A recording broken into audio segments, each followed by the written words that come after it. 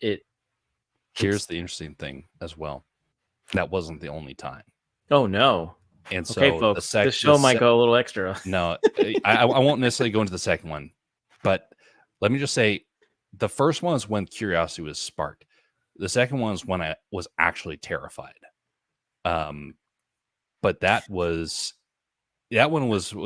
is too strange for me to even really fully comprehend.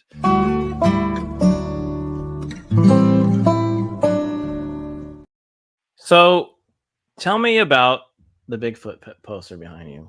Like, what is that all about? So Alaska, like other states, has had their reports. And relative got it for me because they thought it was clever and that I would appreciate it, because I am someone that definitely has a very strong belief that these things are out there. Okay. But I look at as an animal rather than the monster that many times Hollywood wants us to see it as. Helping to cut through the mythology of it and trying to look for the animal itself. Okay. So do you believe in Bigfoot? Yeah. Okay, very cool. I believe I may have even seen one once. Really? Okay. It was a very strange circumstance. Do you care? Do you mind sharing? It is a story I've actually mentioned before to some folks. And here's the thing. It was in the Rockies. And it was middle of the night. We were around the campfire, and I was mid-teen. I was bored.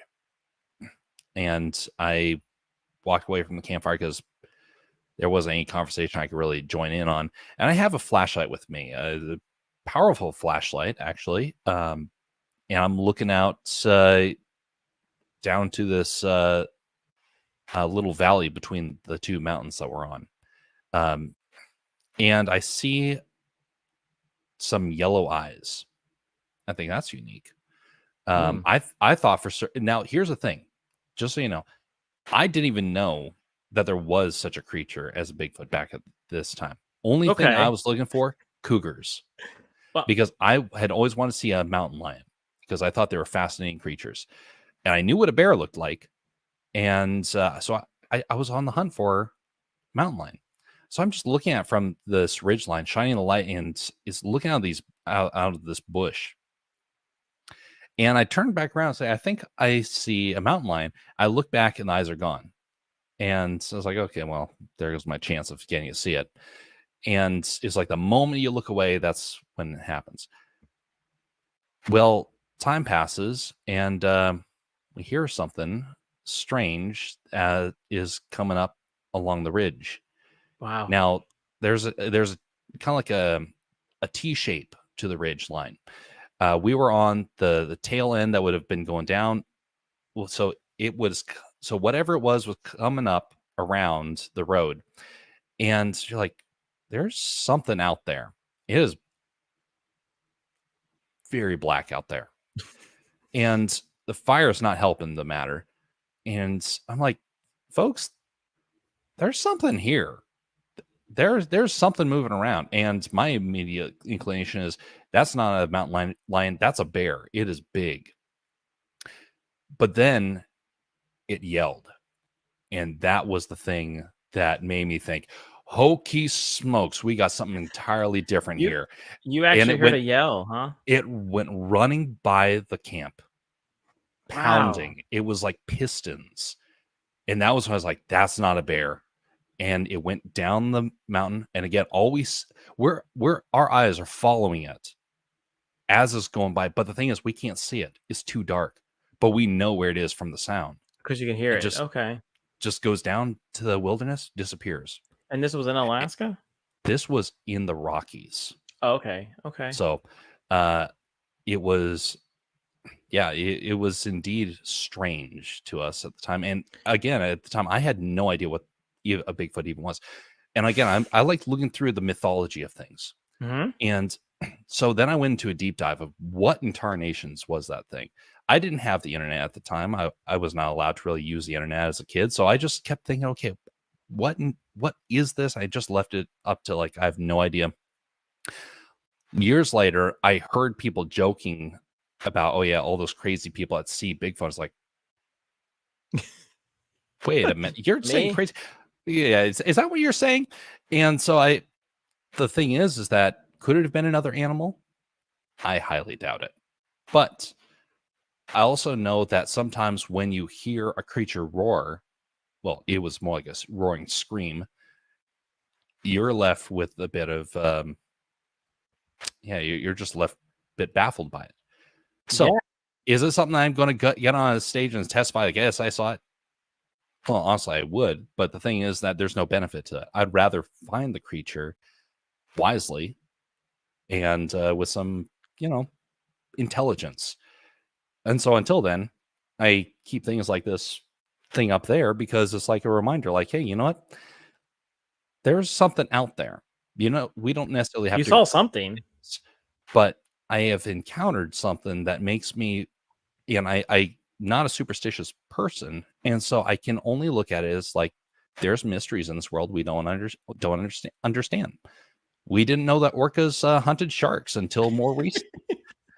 We only just discovered the giant squid. Yeah.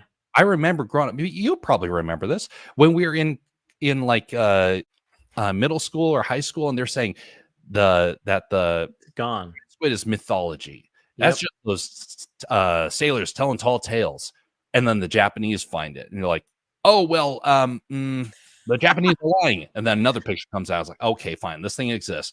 You know what? The colossal squid probably exists too. Was Maybe, it? Yes. Yeah. Well, Through the mythology to find the animal behind it, and sometimes it's less impressive than you think. yeah. Yep. Jacob brings up a good point here. He says, if anyone was curious, generally mountain lions and bears have eye shine in yellow to red range. Deer and elk eye shine is white. Yeah. But moose eye shine tends to be red. Rabbits and I think pecas have red. So, I mean, if it is an animal, and you, like you said you saw yellowish eyes. So maybe it has the same type of shine. That's why I thought it was a cougar at first, because I knew how to identify animals. I spent most of my time around animals, or at least out in the wilderness, and so I knew what I was looking for. I just didn't expect what I saw.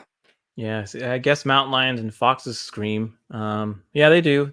Foxes have a really sort of rabbits when they're dying. It's like a horrible, horrible sound. But believe me, the reverberating sound of the thumping, it was unnerving, but it was the piston motion of its legs. That's the thing. Really? That really. So it was like it was kind of like to freeze up like that. It was a piston. Now, the only time I've ever heard that piston motion is a moose running. Really? But this one had two legs, because you can hear the moose when both legs go down. Yeah, they probably run so it's like, horse, you can count the number of feet, and so like, what is this? Is this a two-legged moose going by? And again, I had no idea what to even think of it at the time. Maybe it was Bullwinkle on. Bullwinkle. There we go.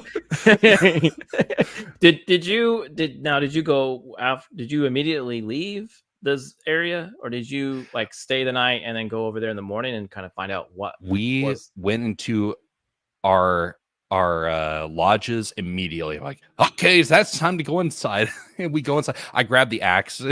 Like, it's going to do me any good as a teenager, but I grab an axe as I'm going to the and I just can't go to sleep. I was next to the window. I kept looking out the window. It's like, I wanted it to appear again, so I actually could have like verification on what had happened, but it didn't. And here's the tough part: there was no like evidence afterwards. So you went back in the morning and there was nothing. Yeah, I was looking around. There was no footprints. But here's the thing: it was dry. It was dry. It hadn't been raining or anything. There's a lot of gravel around, and so it wasn't like it was going to leave any noticeable impression, especially for someone who wasn't like knew what to look for. It's like I got no idea what sort of footprints, how to be able to tell an impression when you got a bunch of pebbles out there. Because it's not sand, you can tell You put a footprint in sand, you see the shape. But if you have stones that are about that size and dry dirt, it's not leaving an imprint. Yeah. Who knows? I mean, I've had a Bigfoot stream where we literally have a panel of people bring out their theories. I always ask every guest, every show, what they feel. Some people don't believe in it. Some people do. Some people have stories. Like Danny had a story last week, which is so back-to-back stories. That's pretty great. I believe in Bigfoot. People are seeing something. They're seeing. I mean, not everyone's a fraud and everyone's a liar. So they're I think the obviously real question, what do you think about it? yeah. Well, I am a I I'm like you. I think there's something there. People tend to embellish some of their stories, right? But you hear like when you talk to real people like you, you you honestly believe you saw something and you think that's what it was. And to me that says, okay, well, it had to be a Bigfoot, right? Because what else could it have been? Because you had good reasons for why it wasn't a moose, maybe why it wasn't a mountain lion or something like that. Now, when you see videos, and that's why sometimes I show some of the videos, they're kind of bogus, right? You can tell they're kind of maybe fake. But when you actually hear someone tell a real story about what they saw, um, it makes me wonder even more, like what is out there.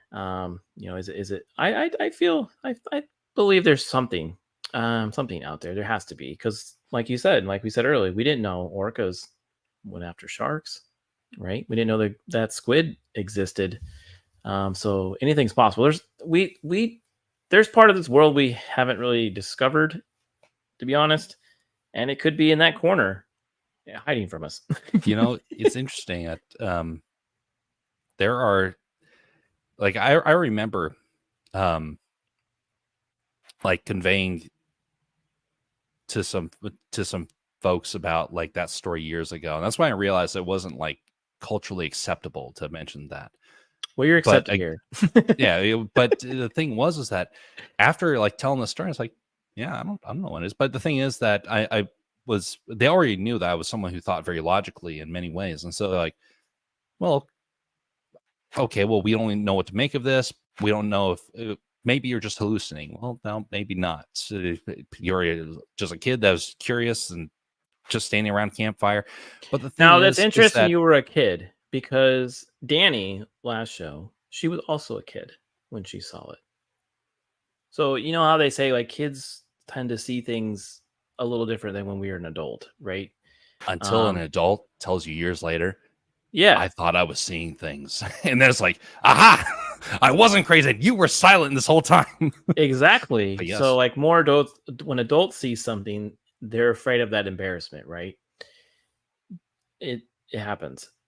Kids, they're open to anything. Anything is possible for them, and they just like that sign. mhm. We they see things in a different view. So maybe it makes sense that you saw it as a kid. Danny saw it as a kid. That's why you saw it. It Here's it's the interesting thing as well. That wasn't the only time. oh no.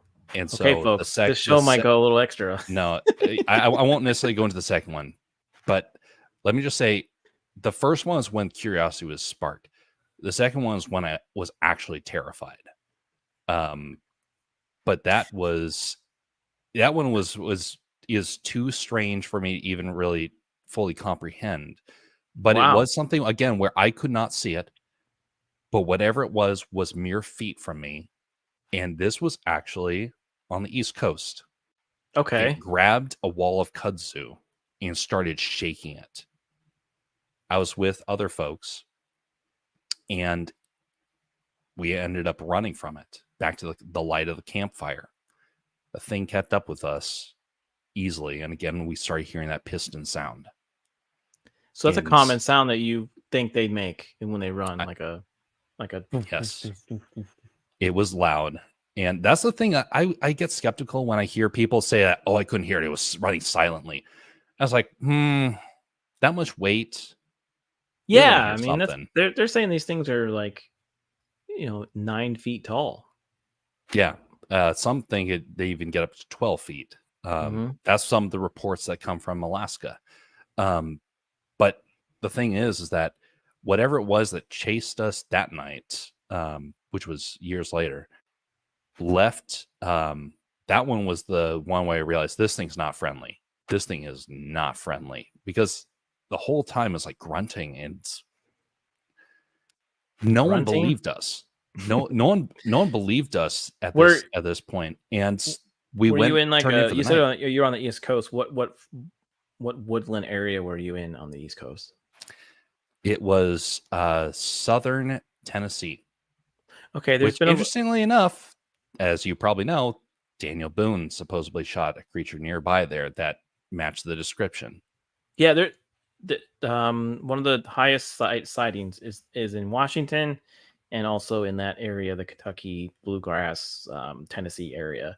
Danny, she was in. I think she said she was in Missouri, so that makes sense. I mean, that's so. What happened? So just to continue on, the chat is very intrigued on what you have to say here.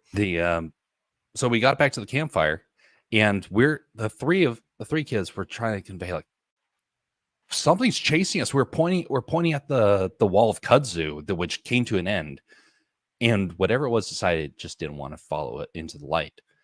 Again, intelligent creature. Mhm. We had all been out as a group, because this was with the Boy Scouts.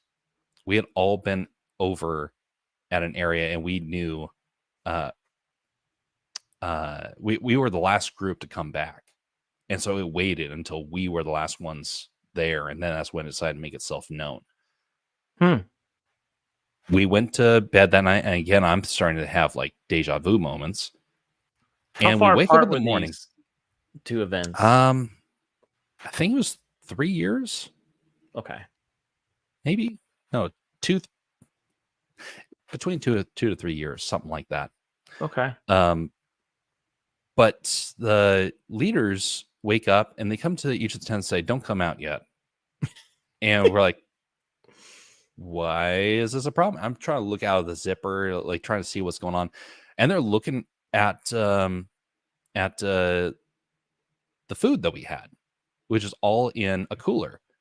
And they're just like talking among themselves and just stumped. They're scratching their heads and looking around, and found out that something had come into the camp that night and had taken the food. Okay. Broke the lock on it, and just like, wow. Not a Okay. bear.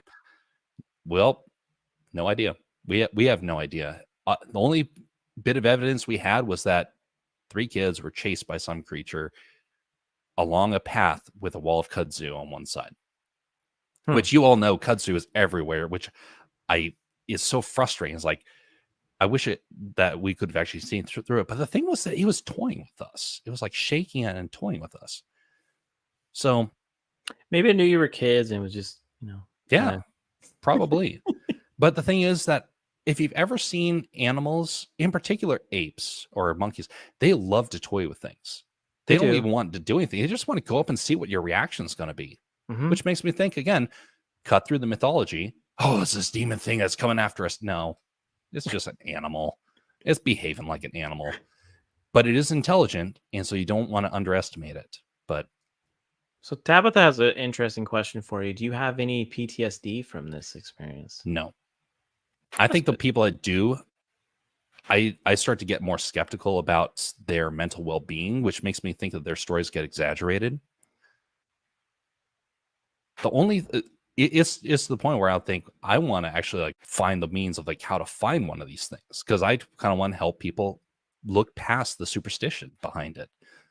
It's like, yeah, I mean, there's TV shows, there's all kinds of stuff. I don't know if they're really if they're really doing it for to find it, or they're just doing it for the views. But they're doing it for the money, which is the thing that angers me. It's like, let's just be intelligent. There's a way that you can find this thing. I do believe it. I just don't have the resources to do this. There's a Bigfoot convention in Ohio. You can go. You can go to that one. I'm afraid of being around the weirdos. Now, what I would do is I would put because these creatures know where things are. I would use balloons with thermal cameras. Okay. I would put balloons across areas where there's a lot of sightings, and start tracking it through the thermal cameras on these balloons, because they will see something when it's down on the ground. But elevated up in the air, there's probably less likely chance that they'll even care about it. And then maybe they'll be more careless.